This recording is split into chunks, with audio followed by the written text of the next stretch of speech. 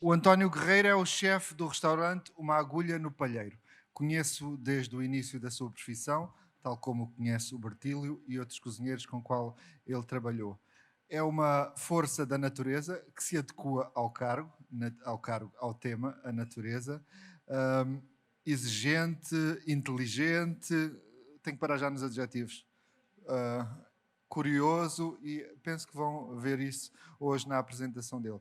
Vim cá só para dar aquela palavra de força, António. Do gosto, em especial ao Paulo Amado. O que eu venho apresentar é a solução que eu encontrei para o meu restaurante em termos de conseguir produtos de melhor qualidade. E eu entrei na restauração um pouco por acaso e fui encontrar o Paulo Amado, que foi uma grande ajuda. Também dedico esta apresentação a ele e à minha equipa hoje em dia no restaurante também. Sem eles não poderia conseguir ter o restaurante aberto e fazer o meu trabalho. E então, quando comecei, fui logo ao primeiro congresso dos cozinheiros, que é uma honra estar aqui, em 2005, e sonhava, tenho sempre muitos sonhos, e então um dos sonhos foi, gostava de ser cozinheiro, gostava de ser chefe, gostava de um dia estar num congresso, estou agora a realizar um sonho, gostava de ter um restaurante, continuo a ver o restaurante como um sonho que eu às vezes não acredito que existe, não é? Parece que estou mesmo a sonhar, mas não, é a realidade, mas eu gosto de olhar para o restaurante como sendo um sonho.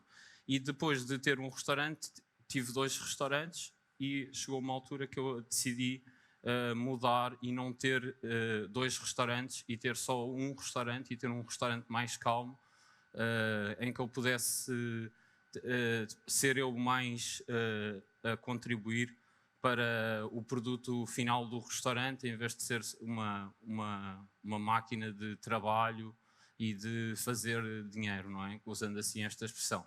Outro sonho que apareceu foi ter os meus próprios produtos, ter a minha própria terra, e então em 2017 existiram vários incêndios na zona centro de Portugal, toda a gente conhece, foram muito famosos, de Pedrógão Grande, e o outro que não foi tão falado foi na região de Mação, na freguesia de Belver e Gavião. Ou seja, praticamente todo o centro do nosso país já estava desertificado e depois, com a calamidade dos incêndios, as pessoas que viviam naquelas aldeias ficaram sem nada e muitas já tinham migrado do campo para as cidades para procurar trabalho. Todas as gerações perderam ligação com o campo e temos um país interior bastante desertificado. Foi uma das dificuldades em que eu me deparei. E então aqui temos a primeira imagem, que é uma imagem em que já a natureza já está a fazer um pouco do seu trabalho, mas ainda existem ali os vestígios do que é um incêndio devastador, e isto é também uma imagem que mostra que tem um bastante perigo de incêndio e que tem bastantes recursos que nós olhamos e que achamos que são terras que não vão conseguir produzir nada, e é isso que eu venho aqui falar, é como podermos mudar esta realidade.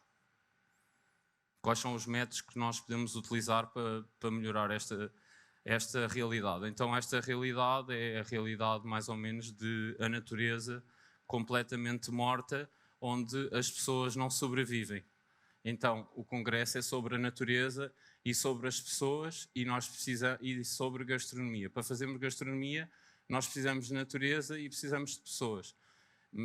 E também precisamos de pessoas a trabalharem na natureza para criar os produtos de excelência para podermos servir nos restaurantes. Nós não pensamos nisso, só vamos acabar por ter produtos que são feitos por empresas muito grandes, com grandes interesses económicos, que nunca têm nenhuma relação com o consumidor final, nem o consumidor final vai ter nenhuma relação com aquele produto e não sabe o que é que ele está a comer.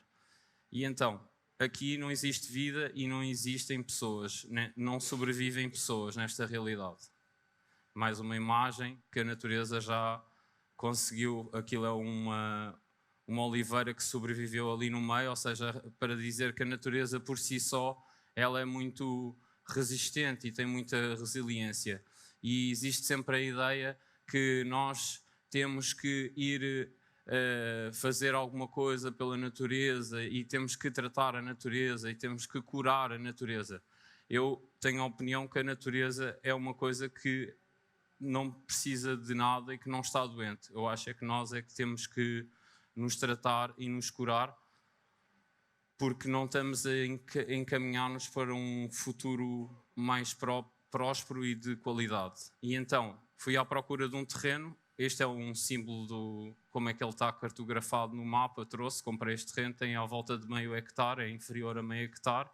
E comecei então, derivado ao acontecimento da pandemia, eu tinha os custos todos do restaurante a meu cargo e eu pensei, como é que eu vou conseguir reduzir alguns dos meus custos pessoais para poder suportar, porque não queria deixar de sonhar que ia continuar a ter o meu restaurante. E então decidi que já estava fechado em casa, como toda a gente, decidi que tinha que fazer alguma coisa que era a oportunidade para desenvolver alguma coisa no meu terreno. Então seccionei uma área experimental, comecei a cavar e a modelar essa área. O que eu queria mostrar aqui também é que aquele sobreiro também sobreviveu, ou seja, é um ser vivo que acaba por me ensinar, tem que ser rápido, acaba me ensinar muitas regras de como é que a natureza funciona. Isto é a matéria-prima que eu tinha disponível para melhorar a minha horta, visto que era uma coisa que existia em excesso. Eram muitas árvores que até inclusive criam um perigo de incêndio. Quando há um incêndio e não é limpo, essas árvores podem voltar novamente a incendiar, e eu tinha esta matéria-prima que por sua vez já era rica também em fungos, que são fundamentais para a retenção da água, e a madeira no sistema que eu implementei também ajuda a funcionar como uma esponja, ou seja, diminuem-se os custos com a água. E nesta zona, no interior do país, como as amplitudes térmicas são muito grandes, as condições e os solos são muito estéreis, derivado ao facto também dos incêndios, como devem entender, teria que arranjar uma forma de colocar matéria orgânica para poder produzir. Isto é mais produzir os meus vegetais. E então isto é mais um tronco, e para mostrar que no tronco morto há vida, estão lá a crescer os cogumelos. Isto é o exemplo de como é que é uma floresta já no seu auge, já produz comida, está lá sempre, estes são cogumelos, chanterelle, e que têm as folhas e que não existem ervas. Ou seja, é a maneira de nós termos facilidade em lidar com uma horta, em que se nós cobrirmos a terra vamos fazer bastante retenção da água e também temos menos infestantes que também, de certa maneira, também ajudam a criar o solo. Aquela ideia que as ervas são daninhas, todas as ervas têm uma função e nós é que não olhamos para elas e não as investigamos e não percebemos que função, e chamamos por simplesmente ervas daninhas. Isso é um discurso que acaba por ser conveniente a quem quer implementar monoculturas e vender pesticidas e herbicidas, esse discurso que dá trabalho e que a erva é daninha e que tens que tratar de uma determinada maneira e que tens de tratar de outra determinada maneira, serve aos interesses da agricultura convencional. Este sistema não é utilizado pesticidas, não tem pragas, porque a palavra praga vem exatamente, é a função dos insetos destruírem as monoculturas, porque não há uma monocultura. Quando nós olhamos para uma floresta, ninguém planta lá nada, não existe só uma única espécie, ninguém vai lá regar, e é isso que eu me preocupo em tentar entender, é como é que eu consigo criar uma horta e torná-la o mais autónomo possível, como se fosse uma floresta. E ao mesmo tempo todos os serviços todos os serviços ecológicos que uma horta destas pode trazer. Uma coisa um pouco científica que podem não compreender, somos todos feitos de carbono e as árvores que ficaram ardidas e que ficam expostas ao ar e que não são colocadas debaixo da terra, o impacto do incêndio é um impacto muito grande na libertação de dióxido de carbono. Mas a árvore, como é a maior parte constituída de carbono, ela continua na mesma a libertar carbono se ficar exposta ao ar, porque vai evaporar, porque o carbono na realidade é um gás. Isto é a limpeza das ervas lá da aldeia que foram-me oferecidas e que me deram bastante jeito para adubar o meu terreno. É um adubo que eu uso. Isto foi passado 15 dias sem rega e ainda tem uma terra muito argilosa, muito fraca, mas já conseguia produzir isto tudo. E então aqui existe algumas sucessões que todos depois podem criar as suas, porque isto é um sistema de total liberdade criativa. As pessoas podem... Aquela ideia que também tentam dar que isto não funciona bem com isto e com aquilo, isso, eu nunca vi isso acontecer. E até sou apologista hoje em dia, depois da experiência que eu tenho, isto é para mostrar então 15 dias a diferença, eu nunca vi nada a crescer tão rápido. Nos sistemas normais de hortas, de casas, terrenos abertos, nunca vi nada a crescer tão rápido, ainda por cima sem rega. Neste momento não tinha rega. Isto é para mostrar como é que está abandonado o interior, que as coisas ali atrás são plantações de eucalipto, maioritariamente são eucalipto, e eu ao adquirir terrenos, a ideia que eu tinha era se eu comprar os terrenos, ao menos ali não vão plantar eucaliptos, é menos um sítio para plantarem eucaliptos. E eu também não sou contra os eucaliptos, sou contra as monoculturas de qualquer tipo de espécie, mas a espécie em si, a planta, não tem culpa nenhuma, ela foi criada como todas as outras, existe na natureza, há de ter a sua função, e a sua função inclusive é da criação do solo. Todas as árvores que se chamam de crescimento rápido têm essa função numa floresta, elas crescem e depois acabam por morrer, dão lugar às outras de mais longa duração e são elas próprias que criam o solo para que outras espécies mais exigentes, como um carvalho, um sobreiro, possam crescer. E também gostava de desmistificar essa ideia de cada vez que há um incêndio toda a gente diz então, mas porquê é que não se vai lá reflorestar aquilo com carvalhos e com árvores autóctones? Porque essas árvores são muito mais exigentes, necessitam de muita energia, à volta de 80% de energia simplesmente para as raízes, enquanto as ervas que usualmente se chamam invasoras ou daninhas necessitam de 20, eu tenho que acelerar, achei que isto era muito importante, necessitam de 20, ou seja, temos que criar natureza antes de pensarmos que vamos poder chegar lá e colocar uma floresta autóctone. Aquilo vai demorar 100 anos a crescer. E este sistema consegue evoluir bastante, consegue reduzir bastante o tempo a chegarmos a uma floresta autóctone. Eu peguei neste terreno há 2 anos, portanto não vão estar à espera de ver aqui uma floresta autóctone, mas eu tenho uma imagem aqui. Isto é para mostrar mais ou menos, se isto fosse a zona da terra, em qualquer sítio nós temos que passar numa horta, ajuda-nos a organizar, se tivermos as passadeiras de madeira, era construir isto só para mostrar aqui o exemplo, e na zona da palete é uma zona onde se colocam algumas plantas e que também tem a vantagem de só naquele sítio é que vão aparecer ervas, portanto tem uma aplicação fácil mais para casa, não para um sistema mais desenvolvido de agricultura. Isto também é uma revolução do solo. Nós, quando olhamos para a floresta, ou para a natureza, olhamos para o que está a acontecer por cima da terra e nunca pensamos no solo. E isto são micorrizas, que existem 2 tipos disponíveis. Micorrizas são fungos que estabelecem relações com as raízes das plantas e que são muito benéficas porque cria-se uma rede, como uma internet, com milhões de anos de sabedoria, em que eles distribuem água, retificam o pH na raiz. As plantas sozinhas não assimilam os nutrientes, elas necessitam de bactérias ou fungos para fazerem essa função, e as micorrizas e também as protegem de outros fungos e outras doenças, porque são fungos protetores das plantas. Depois podem investigar mais, mas a maneira mais simples como eu consigo explicar isto sendo um assunto sério, eu acho que temos que tratar as coisas de uma maneira simples para que toda a gente entenda o problema de fazer uma floresta ou uma horta.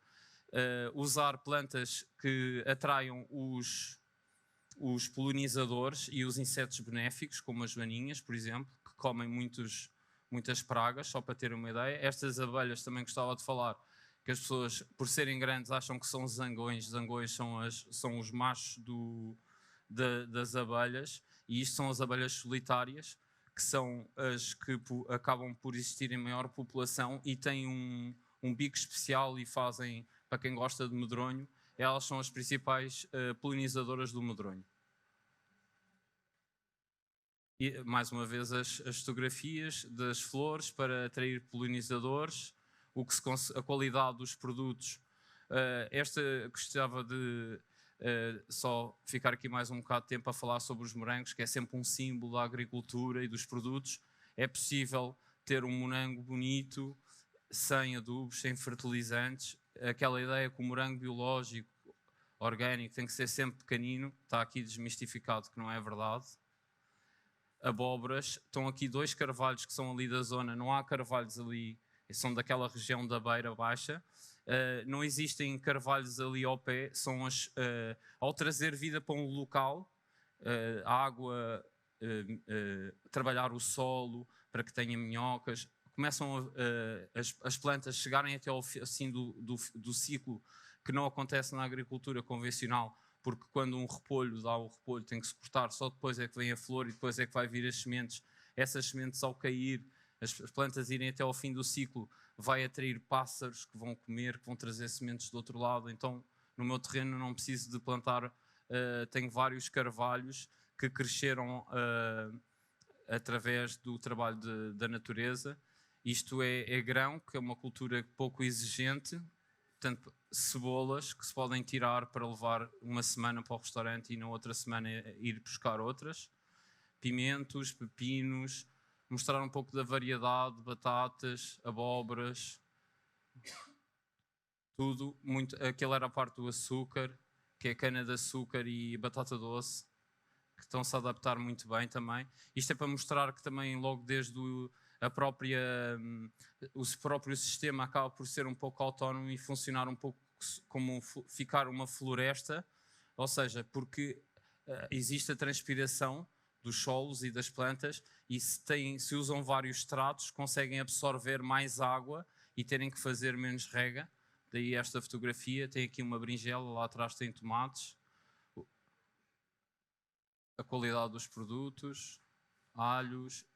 Isto é a utilização do outro extrato, que é uma árvore. Então, usar as trepadeiras é uma oliveira que tinha ardido em 2017 na totalidade e que já produz azeitonas passado 3 anos e meio, sensivelmente.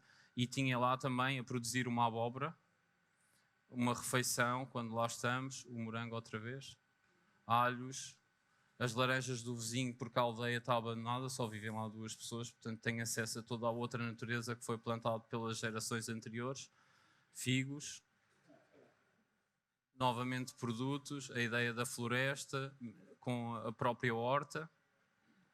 Isto foi apanhado e depois deu origem a pratos que inclusive eu posso melhorar a qualidade do restaurante, a oferecer estes produtos, a complementar um cliente habitual, um amigo que vai ao restaurante, eu posso oferecer, e inclusive também influenciam na minha criatividade, porque não é que tenha aqui técnicas muito especiais, mas hoje em dia revejo-me mais neste prato, porque conheço todos os ingredientes, toda a forma de ser feito, e em termos de ética é dos melhores pratos que eu tenho. Uma simples sopa de tomate, devido ao facto de conhecer o produto. E a concentração hoje em dia também é retirar as minhas sementes, porque as sementes não são todas iguais, e eu gostava até de fazer publicidade a uma marca, que é as sementes vivas, que acho que é um trabalho incrível, não sei se foi referido aqui no congresso, e então as plantas que eu tenho que são das sementes vivas, nota-se uma grande diferença no crescimento e na adaptação, na resistência das plantas. E esta é Sementes de Xaróvia, por exemplo, que é um vegetal que cada vez mais se fala e é muito mais saboroso que a cenoura. E isto é uma mensagem de esperança. Este carvalho já tem a minha altura e este ano em fevereiro houve geada e ele ficou totalmente queimado e tinha à volta de 20 ou 30 centímetros. E hoje em dia está do meu tamanho, ou seja, provar através deste carvalho que este tipo de agricultura funciona e que faz mesmo a diferença. Eu baseei-me bastante nos conceitos de quem é mais ou menos o criador, que é o Ernest Götz. Eu não inventei nada. E pronto, e continuo a tentar descortinar as relações entre as plantas e as árvores e os fungos e como poder criar mais solo para termos uma vida mais próspera e poder chegar à floresta. Muito obrigado.